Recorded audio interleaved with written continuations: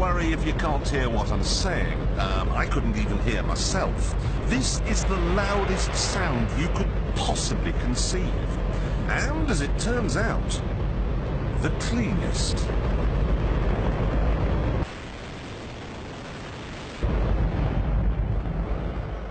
Now, the most amazing thing is that that cloud up there, which was generated by the engine, is just a mixture of hydrogen and oxygen. It's water vapor.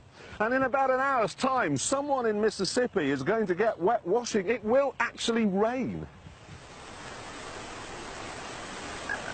I told you!